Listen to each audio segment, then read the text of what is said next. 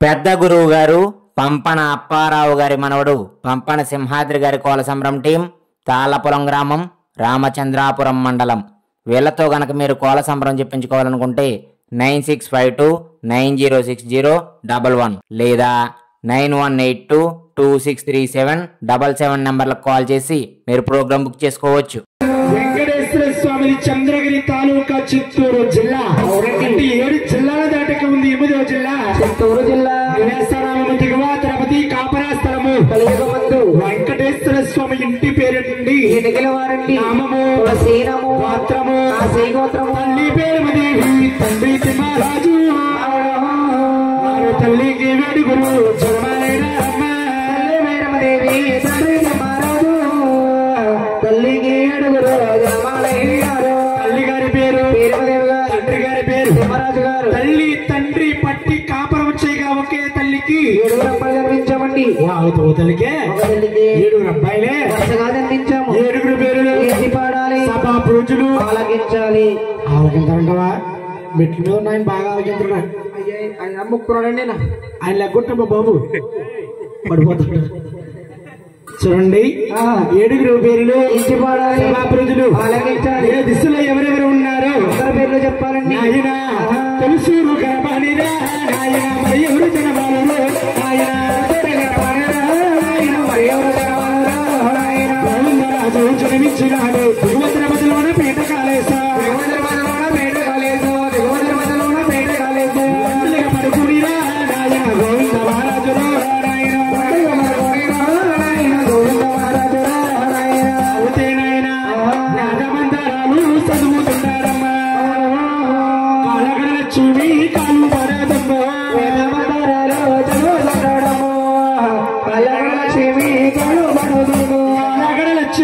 కాలు పడుతుందమ్మా. ఆయనకి తలకాడ బంగారపు కొంచెం పడుతుందమ్మా. లక్ష్మి కాలు పడుతుందమ్మా తలకాడ బంగారపు కొంచెం గోవిందరాజస్వామి రండి. చూడండి దిగువ తిరుపతిలో పీట కాలేసాడండి. అవునండి మొక్కలు దిగి చేతులుంటాయి. వాళ్ళు కాడ ఆదిలక్ష్మి భూలక్ష్మి వాళ్ళు పడతా ఉంటారు. వారినే తిరుపతిలో తాయారమ్మ కొందరి కామాక్షమ్మ అంటారండి. జగదేక వీరుడు గోవిందరాజుకి తలకాడ బంగారపు కొంచెం ఉంటుందండి. సభాపురుజులాచరణవచ్చు. గురువు గారు గోవిందరాజుకి టిక్కలేవా అలాగలేవా బంగారపు కొంచెం పడుకోవడం ఏమిటండి అనుకోవచ్చమ్మా. వెంకటేశ్వర స్వామికి పూర్వం వచ్చే డబ్బు చిల్లు డబ్బులు, రాగి డబ్బులు, 2 రూపాయలు, టేబుళ్లు అర్ధనాలు వచ్చేవిట. దిగువ తిరుపతి గోవిందరాజస్వామికి అప్పచెప్పేవారు. గోవిందరాజు చెల్లెలతో ఏట్ల కాట్లకి వించేసి బంగారపు కొంచెంతో కొలిసి కొలిసి కొలిసి కొలిసి అలసిపోయి చూరు చెమట్ల పట్టేసి తలకాడ బంగారపు కొంచెం పట్టుకుని ఎవరికి పోయారండి. దిగువ తిరుపతిలో పీట కాలేశాడు గోవిందరాజు. గోవిందరాజు స్వామి గుళ్ళో ఉన్నాడా పైకి తెలిసి వస్తున్నాడా అన్నట్టుగా ఉంటాడు గోవిందరాజు స్వామి. తలసూరు గర్భాన రాజా జన్మించారు. వెనక్క గర్భాను ఎవరు జనవాలే రంగయ్య స్వామి జనవాలే పెన్నాడ రంగయ్య స్వామి జనవాలు. పెన్నాడ రంగయ్య జన్మించినాడు. పెన్నాడ తీర్థాలు ప్రాణంగా ఉన్నాయా. రంగయ్య జన్మించినాడు. పెన్నాడ తీర్థాలు ప్రబలంగా ఉన్నాయి. పెన్నాడంటే ఎక్కడున్నదనుకుంటారు. అవునండి శ్రీకాకుళం సేరిపులో ఉంది. అంటే పెన్నాడంటారు. పెన్నాడ రంగనాయకుల వారు జన్మించారటండి. అక్కడ గంధముగా కుమారు జన్మించారు. ఆయన మరి ఎవరు జన్మాలు నాయన మరి ఎవరు జన్మాలు నాయన స్వామి జన్మాలు తల్లి ప్రబలంగా ఉన్నాయి. ప్రబలంగా ఉన్నాయి నాయన స్వామి జన్మాలు ఉప్పాకలంటే ఎక్కడున్నదనుకుంటారు. విశాఖ జిల్లా నక్కపల్లి తాలూకా కొమరపల్లి పక్కనున్నది. ఉప్మాకలంటారు. ఉప్మాకలనే గ్రామమ్మ. వెంకటపడి వారు జన్మించారు. అక్కడ కన్నముగా కుమారు జన్మించారు. చిల్లోడి మల్లె మహాకు ఎవరో జనమాలు ఎవరో జనమాలు మల్ల మహాక కన్నాపూడి కన్న స్వామి జనమాలు మల్ల మహాకు స్వామి జనమాలు మల్ల మహాకు కన్నాపుడు చేస్తారు కవరకుండా మల్ల మహాకు స్వామి జనమాలు. పెండపూడి అంటే ఎక్కడున్నది అనుకుంటారు. అన్నవరం వీర వెంకట సత్యనారాయణ స్వామి దర్శనానికి వెళ్తుంటే ఎడమ చేతి భాగంగా వస్తుంటే చేతి భాగంగా కొండపడి నిలిచి ఉంటాడు సాధువు గారండి. సాధువు గారండి యనమండుగురు భార్య బాబు ఒక భార్యతో పోషించుకోలేక పొద్దున పుట్టాడు. ద్రాక్ష కొడుకు పూలు అమ్ముకుంటున్నాడు. సాయంత్రం పట్ల సంబరానికి వస్తున్నాడు. ఖాళీగా ఉంటే అయ్యో ముగ్గమ్మ ముగ్గు లంక గోదావరి ఎత్తుకుంది దాకా లోపల నేసం చూడాలి. నాయన బాబు ఆనాడు చూడండి బెండపూడి సాధువు గారికి యనమండుగురు భార్య ఉన్న వాస్తవండి. ఒకే రాజు కూతురులట 11 మంది సంతానమట. బెండపూడిలో బీటకాలేస్తాడు భగవంతుడు. అక్కడ గంధముగా 5 కుమారులు జన్మించారు. ఆయన మహామోహ రోజున బాలు స్వామి జనమాలు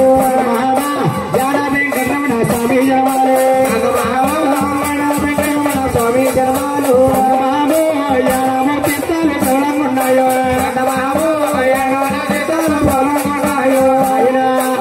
సురగము కాలితాలు చాలా బాగుంటాయో తెగడాలు తెలంగా ఉంటాయో చాలా బాగుంటాయో. యానమంటే ఎక్కడున్నది అనుకుంటారు. అవును అమలాపురం దగ్గర ఉంది. ఎస్సీనమా అయ్యి బాబు ఊరుకుండే ఏ ఇక్కడ దగ్గరలో ఉన్నది ప్రాంచీయనం. ఓ ప్రాంచీయనం దాన్ని ముందేనం అంటారు. ముందేనం అంటే మా కుర్రలందరూ బ్యాచ్ వెళ్తారు. ఒకసారి వీళ్ళందరూ కలిసి ఎవరు వెళ్తారు. వెళ్ళినప్పుడు బాగానే వెళ్తారు. వచ్చినప్పుడు చూడాలి అసలు బండి వేసుకొస్తా కదండి. లేదు చూడండి యానబే కన్నా అన్నారు. తాపుట్టుడే ఆయనకి మీకు నేలపాలున్నాయా? అంటే నువ్వు పోతే వీడు ములుగుతాడు, ఈడిపోతే నువ్వు ములుగా. మీరు మానవులు కాబట్టి చావులు బ్రతుకులు. మీరు బాబు దేవుళ్ళు కాబట్టి నిత్యం జ్యోతులు. దేవుళ్ళు కాబట్టి జ్యోతులండి. మన మానవులకి చావులన్నారు. అందుకే పూర్వం పెద్దవారన్నారు ఏమని ఈ జన్మ వికటమయ్యా ఆ జన్మ చాలా సాధ్యమన్నారు. వేనబెగనమయ్యని అన్నారు. వేనబెగనకి మీకు ఇస్తున్న తేడా ఉంది. ఏమిటంటే తేడా? బాధపడవు కదా. లేవయ్యా నా స్వామి పొద్దున అటోలో చెప్తారు తల్లోముళ్ళు లేవు తానాలే లేవు. లేవయ్యా స్వామి తల్లోముళ్ళు లేవు తానాలే లేవు.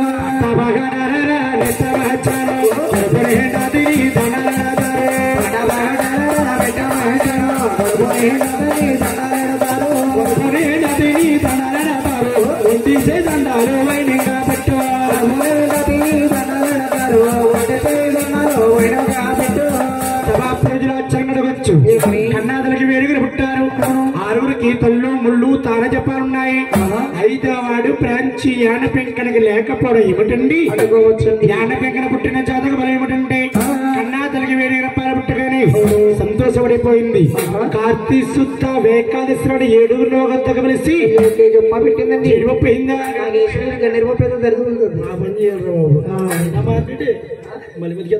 ఆయన 7 ఉపాసం పెట్టింది.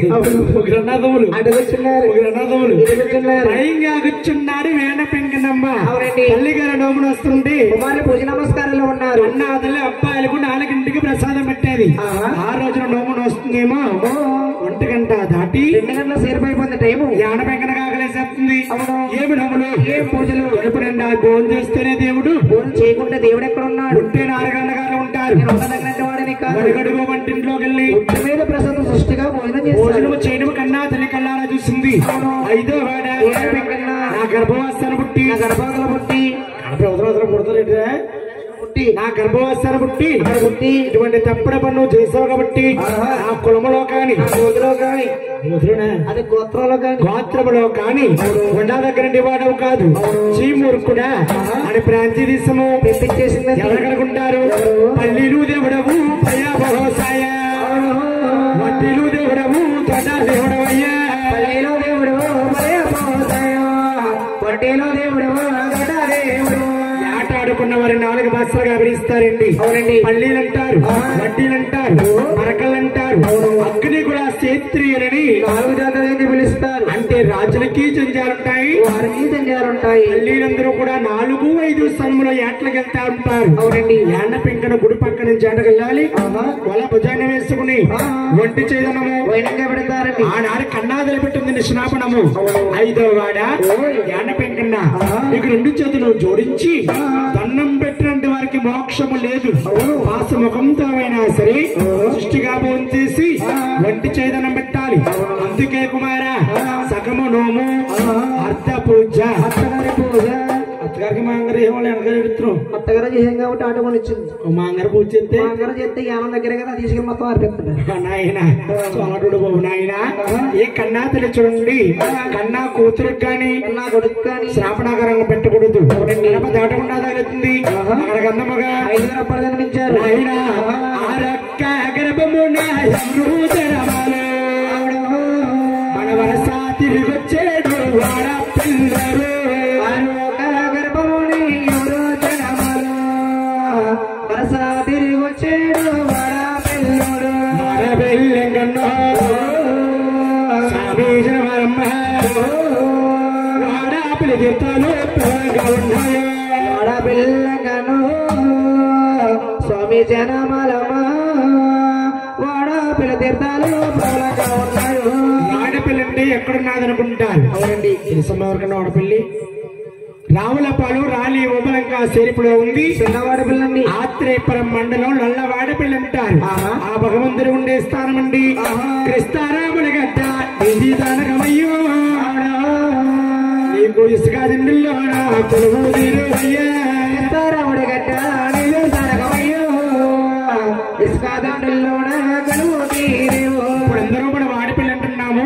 పూర్వ గ్రామాన్ని కృష్ణరాముల గడ్డ అనేవారండి. అంటే భగవంతుడు గోదారంతో కొట్టుకొచ్చి ఇసుక దిండిల్లో ఆగిపోయాడు కాబట్టి చూడండి మన ఆంధ్రాలో ఎన్నెన్నో విగ్రహాలు ఉన్నాయి. అన్ని శిలా విగ్రహాలు, మట్టి విగ్రహాలు, రాయ విగ్రహాలండి. వాటపల్లి వెంకటేశ్వర స్వామి అంటేనండి చంద్రగంటి బొమ్మ చెక్క విక్రమ భగవంతుడు.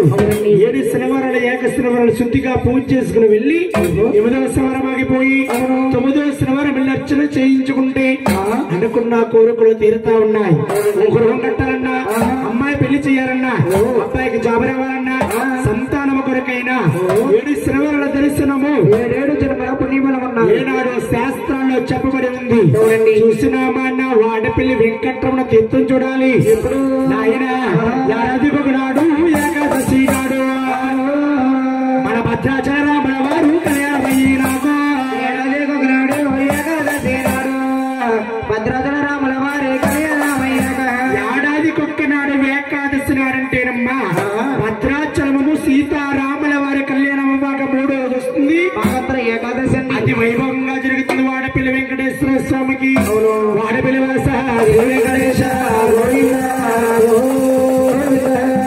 గర్భవాసాన 6 కుమారులు జన్మించారు. 7వ గర్భాన జన్మించేవరటి లోకానికి దేవుడు కలియుగానికి భగవంతుడు వేడుకొండల స్వామి జన్మిస్తున్నాడు. ఇందాక శ్రీనివాస కళ్యాణంలో ఆకాశానికి మయంగాగిందన్నాడు. ఏంటండి విమానం ఆగిందని అక్కడ విమానం అయిందా? శ్రీనివాస కళ్యాణం ఆగిందన్నాను. జ్యోతి ఆగిందన్నానమ్మా. అవునండి జ్యోతి అలా చేస్తుంది. కన్నాదల పేరమదేవి గారంగా నిద్రపోతుంది. నిద్రపోతున్న పేరమదేవి గర్భవాసాన జ్యోతి రూపంగా ఉన్న శ్రీనివాసుడు అలా గర్భంలో పట్టుకున్నాడు. పోయిందా గర్భంలో ఉన్న జ్యోతికి మొత్తం 4 యుగాలమ్మ. అవునండి ముందుగా జరిగేది కృతాయుగము, విష్ణుమూర్తి పరిపాలించేవాడు. రెండోది క్రాతాయుగము, శ్రీకృష్ణ పరమాత్ముడు పరిపాలించేవాడు. మూడోది ద్వాపరయుగం అండి, సీతారాముల వారి పరిపాలించేవాడు. చివరగా జరిగేది 4వది కలియుగం అండి. కలియుగమంతుడికి భూమండలం తీర్చుకుని పేరమదేవ గర్భవాసాలు వేడుకొండల స్వామి జన్మిస్తున్నాడు. ఇప్పుడు జ్యోతి ఎలా పెరుగుతున్నాయా?